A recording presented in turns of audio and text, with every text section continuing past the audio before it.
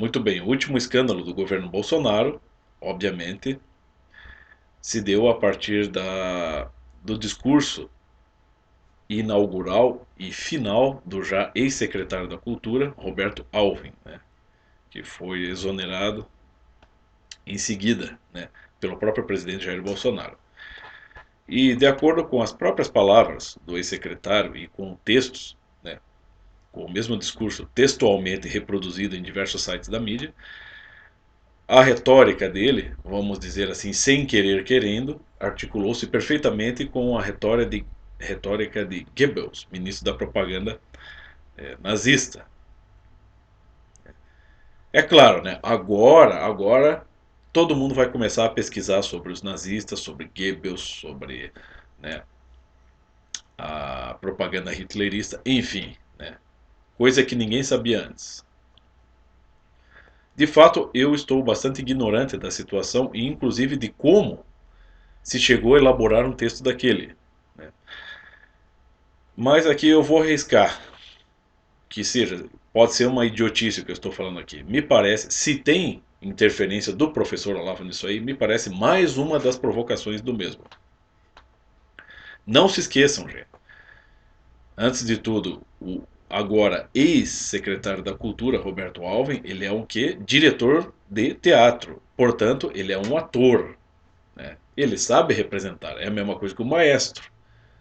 O maestro ele rege uma orquestra, mas ele sabe tocar todos os instrumentos. Portanto, o maestro é músico. E um diretor de teatro ele sabe avaliar a atuação de seus atores, sabendo ele mesmo representar. E todo aquele cenário ali montado, cuja forma, né, o visual, o estilo, também remete a uma foto do gabinete de Goebbels, que foi reproduzido. Tudo isso está sendo reproduzido assim, assim de forma avassaladora, né, na internet. Né? Todo mundo comentando, inclusive este idiota aqui. Mas a questão é a seguinte: me parece mais uma tentativa de demonstrar que o governo tem autocrítica, entendeu? Em uma referência explícita ao governo passado. Né? PT esteve no comando do país, na presidência, ao longo de dois mandatos, Lula e Dilma, né? Ou seja, de 2002 a 2016. E ao longo desse tempo, né, tratando-se de um governo de um partido de esquerda comandando, né, o poder executivo, ou seja, comandando o país, né, pegue a história do PT, né, de 2002 a 2016, né, no comando do Brasil. Quantas assim apologias, né, em forma de cultura foram expressas, né? Assim, apologias em forma de cultura foram expressas em prol de movimentos de esquerda ou de personalidades de esquerda. Você já começa com o filme Olga, né? Olga Benário. Mais tarde você vai ter o filme sobre o próprio Carlos Marighella. Naquele inteirinho você tem Cidade de Deus. Se você buscar o histórico das programações naquele, eu parei de assistir a Globo acho que em 2004, né, que daí deu pra mim, nunca mais tinha aquela porcaria, mas perceba todas a produção artística, sobretudo na área das séries de TV, né? Sobretudo na Globo, TV aberta aqui no Brasil, Globo, Band, né? Mas na Globo, sobretudo. As séries que retratavam a vida em favela, as séries que retratavam o cangaço, né? E ao longo desse tempo, homenagens prestadas a personalidades de esquerda, né? Até no ato lá do impeachment da Dilma, de fato você tem Jair Bolsonaro, então deputado, prestando homenagens a um possível torturador, né, General Ustra, que deixou todo mundo indignado, embora ninguém possa provar. Não estou dizendo também que Ustra seja um homem inocente, mas o livro dele está disponível aí. Quer aprender um pouco de história, né, sobretudo a história do regime militar ou da ditadura militar, beleza? Estude, procure, pesquise, né? Pode-se não provar por documentos que ele torturou, mas pode-se inteligir se ele é de fato um torturador ou não, a partir de uma análise aprofundada, coisa que ninguém, quantas pessoas estão realmente fazendo isso? Muito poucas, né? Eu mesmo, né, limitado como sou, né, vai demorar muito, ainda estou relendo este livro. Mas a questão é a seguinte: me parece que tudo isso é armado no sentido de dar a entender, ou então de explicitar, né, aquilo que muita gente não percebe, que é uma autocrítica que o próprio governo tem. Né? Coisa que não aconteceu no governo passado, onde se expressaram apologias explícitas a supostos heróis da esquerda, ou assassinos, né, de esquerda. E de fato, qual que era a reação das pessoas naquele tempo? Ao longo do governo PT, né? E nas verbas que ao longo do governo PT foram as verbas que foram disponibilizadas para a cultura, no que deu? Deu o que vemos hoje, né? A destruição da cultura brasileira, né? A apologia ao crime, a apologia a heróis, a supostos pseudo-heróis, assassinos de esquerda. Olga Benário, Carlos Marighella, né?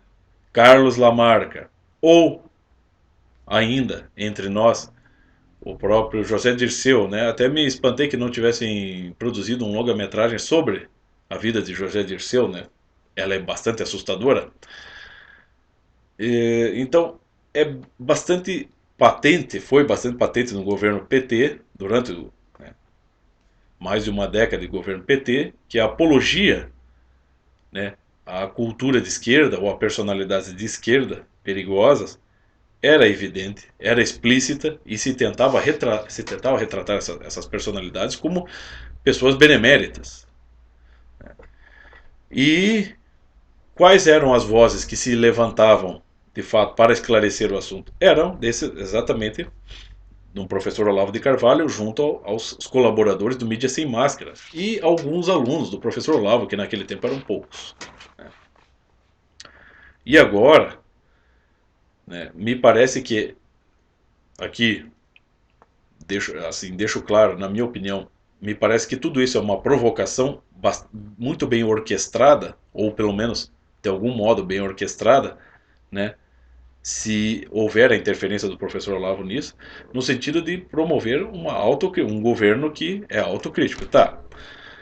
E então, entre as reações que foram desencadeadas, reações indignadas, você tem, né, o que agora se opõe de modo bastante intenso ao governo, que é o Lobão.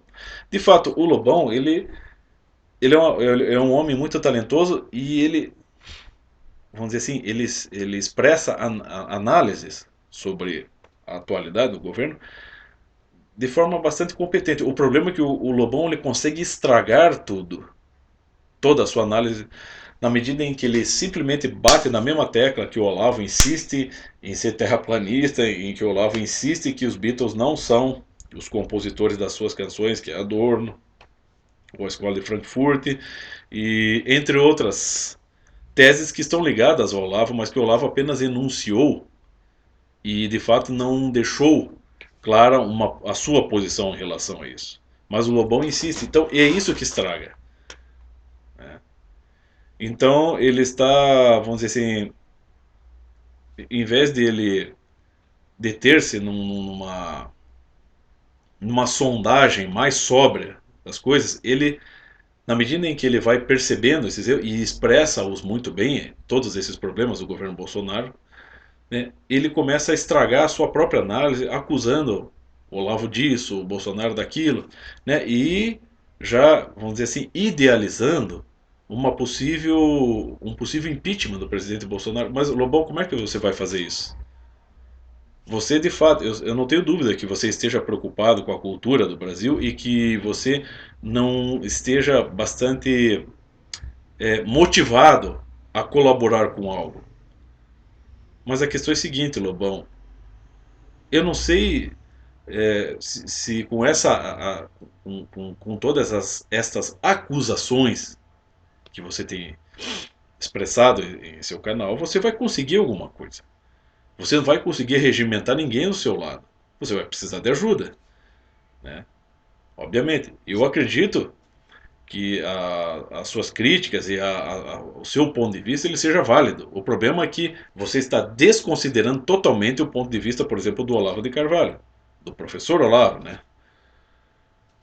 E você tem desprezado sistematicamente todo o conteúdo do trabalho do professor Olavo, das obras, dos artigos, das aulas. Você tem carimbado tudo isso de algo como uma espécie de conspiração olavista, essa sua expressão bolsolavista, né? Sinto muito, Lobão, você não tem força para isso. Embora você esteja muito correto em muitos pontos, ainda assim você não vai ter força, porque você não tem a mesma perspicácia do professor Olavo, e eu duvido que você esteja pegando, sacando a psique dele. Eu, eu acredito que tudo isso possa estar sendo orquestrado pelo Olavo, é uma hipótese daquilo, a partir daquilo que eu conheço pessoalmente dele, que eu conheci, eu já convivi com ele. Pode ser que ele esteja ajudando a armar algo assim no sentido de demonstrar aquela coisa da autocrítica. Um governo autocrítico que não está disposto, que prefere antes o respeito à verdade, aos valores, do que uma coerência, uma integridade que seja espúria, que é a integridade do pessoal de esquerda. Eles são muito unidos. Por exemplo, o José Dirceu pode ter cometido os crimes e as barbaridades que forem. O pessoal dos grupos de esquerda, do PT, do PSOL, do PCdoB, do PCB, vão estar sempre ao lado do José Dirceu e tentando justificar os erros dele. Porque eles são muito unidos, mas isso que torna essa turma toda espúria, isso que deixa claro que a consciência moral daquelas pessoas está mais do que sufocada. E já aqui no meio, vamos dizer, no meio conservador, no meio de direita, né, esse universo todo de direita, né, vamos dizer, pelo menos essa nova direita aí que é o governo Bolsonaro, está bastante dividida, né, bastante tensa, né, no seu interior. A diferença é que, pelo menos, quem é íntegro permanece íntegro dentro do governo, né? Não vai se vender. Se mesmo você veja dentro do governo Bolsonaro, pessoas que estavam unidas para ajudar a eleger o presidente Jair Bolsonaro, o hoje presidente Jair Bolsonaro, hoje são inimigas e cada um tenta, né, por meio de sua narrativa, defender o seu lado e o seu papel na história, né? Então, pelo menos as pessoas ali, elas têm uma certa integridade pessoal, né? Porque se estão batendo de frente uma com a outra de maneira bastante explícita, me parece que algo do indivíduo ali resiste contra todo a coletividade, entendeu? Mesmo que essa coletividade vise o bem, né?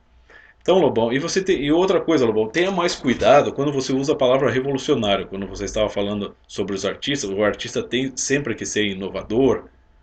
O artista é a forma da arte, ele tem que inovar sempre de algum modo. Aí você diz, o artista é revolucionário na sua essência. Beleza, Lobão, revolucionário em que sentido? Você tem que deixar claro o termo. Olha aí, quando estou lendo as apostilas do professor Olavo, ele explica isso muito bem. Quando se está num diálogo, né, num debate filosófico, por exemplo, os termos têm que estar bem claros, né? A clave em que se está usando uma determinada palavra, né, um sentido, né, que ela está sendo usada, porque as palavras vão adquirindo camadas de sentido, não é mesmo? Então elas têm que ser deixadas bem claras em que sentido se está usando um determinado termo, para não se correr o risco de confundir as pessoas. Então, o artista Lobão, ele tem que ser revolucionário em que sentido? No sentido da Revolução Francesa? No sentido da Restauração, de 1830, no sentido do Manifesto Comunista Revolucionário de Karl Marx? Em que sentido? A Revolução Bolchevique?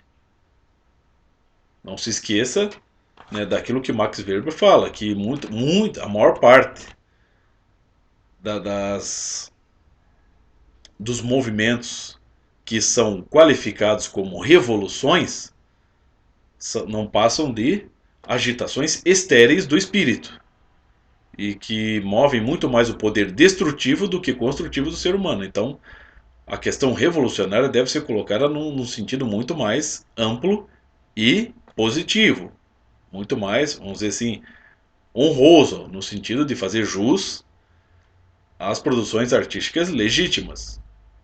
Ou você deixa isso claro, Lobão, ou você, né, está, vamos dizer assim, falando mais das suas convicções, está falando mais pela sua subjetividade, né? Então, essa é a questão, gente. As análises aí vai borbulhar de análises sobre esse discurso do ex-secretário da cultura, Roberto Alves, ao longo, né, acho que até terminar o mês ainda vão estar se falando nisso.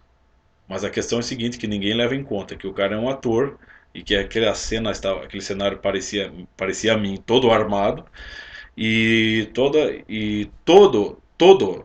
toda esta situação me parece uma espécie de articulação no sentido de demonstrar um governo que é autocrítico e que está comprometido com valores elevados, com a verdade em última instância e não em ser coerente consigo mesmo, entende? Como teria sido não, como foi o nazismo e como é ainda o movimento comunista internacional. Ok? Era isso.